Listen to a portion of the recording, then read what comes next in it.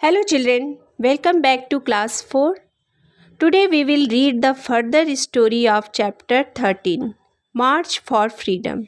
Yesterday we read how Dhani excited to know about the march. So he went to Binda Chacha to know more about it. On this, Binda Chacha tells about Dandi March, in which Gandhiji and his followers walked to Dandi to make salt. Now further, it's not silly at all, Dhani. Do you know all of us have to pay a tax on salt? Even the poorest Indian, explained बिंदा चाचा. बिंदा चाचा ने धनी को समझाया. बिल्कुल धनी, यह बेवकूफ़ी नहीं है. क्या तुम्हें पता है कि हमें नमक पर कर देना पड़ता है, यहाँ तक गरीब से गरीब भारतीयों को भी. That is really unfair. Dhani's eyes flashed with anger. Of course, it's unfair. Not only that, Indians are not allowed to make any salt. Gandhiji has asked the British to stop the tax, but they have refused. So he will walk to Dandi and make salt from seawater. यह तो सरासर अन्याय है. धनी की आंखें गुस्से में चमक गईं. फिर बिंदा चाचा ने कहा, हाँ, वास्तव में यह अन्याय है, पर इतना ही नहीं, किसी भी भारतीय को नमक बनाने की इजाज़त नहीं है. गांधी जी ने ब्रिटिश सरकार को कर लगाने के कानून को बंद करने को कहा है, पर उन्होंने ऐसा करने से मना कर दिया. इसलिए वह दांडी चलकर जाएंगे और समुद्र के पानी से नमक बनाएंगे. Dhani said worriedly, Gandhiji will get really tired? Why doesn't he take a bus or train to Dandi instead? धनी ने चिंतित होकर कहा, गांधी जी तो सच में बहुत थक जाएंगे. वह दांडी पैदल चलने के बजाय बस या ट्रेन से क्यों नहीं जाते?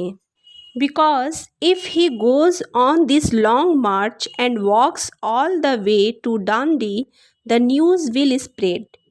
There will be pictures in the newspapers and reports on the radio, and people all over the world will know we are fighting for our freedom. That will embarrass the British. क्योंकि यदि वे इस लंबी यात्रा पर दांडी तक पैदल जाएंगे तो यह खबर फैलेगी, अखबारों में फ़ोटो छपेगी, रेडियो पर रिपोर्ट जाएगी और पूरी दुनिया के लोग यह जान जाएंगे कि हम अपनी स्वतंत्रता के लिए लड़ रहे हैं, जो ब्रिटिश सरकार के लिए शर्म की बात होगी. Gandhi ji is clever, isn't he? धनी's eyes were shining. Ah, that he is. Binda laughed. He is even written to the viceroy, telling him what he plans to do. Gandhi ji तो बड़े अक्लमंद हैं, है ना? धनी की आंखें चमकी. बिंदा ने हंसकर कहा, हाँ, वह तो है. यहाँ तक जो वह करने जा रहे हैं उसे लिखकर राज्यपाल को बता भी दिया है. लेटर इन द मॉर्निंग, धनी wandered up to Gandhi's hut and peered in through a window.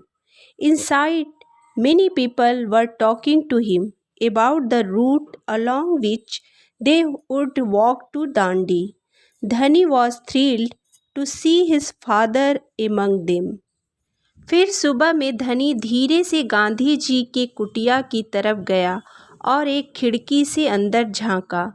बहुत से लोग गांधी जी से उस लंबे रास्ते के बारे में बात कर रहे थे जिस पर चलकर वे दांडी तक जाएंगे.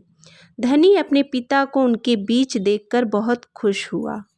In the afternoon, when the आश्रम वाज क्वाइट, धनी went looking for his father. He found him under a tree, spinning cotton on his charkha. Pitaji, are you and Amma going on the march to Dandi? Dhani asked right away. I am going. You and Amma will stay here. दोपहर को जब आश्रम में शांति छाई हुई थी, धनी अपने पिता को ढूंढने निकला. उसने देखा वह एक पेड़ के नीचे बैठकर चरखा काट रहे थे. धनी ने सीधे सीधे काम की बात पूछी. पिताजी, क्या आप और अम्मा दांडी यात्रा पर जा रहे हैं? मैं जा रहा हूँ, तुम और अम्मा यहीं रहोगे. Okay children, that's all for today. We will read the rest story next day. Thank you.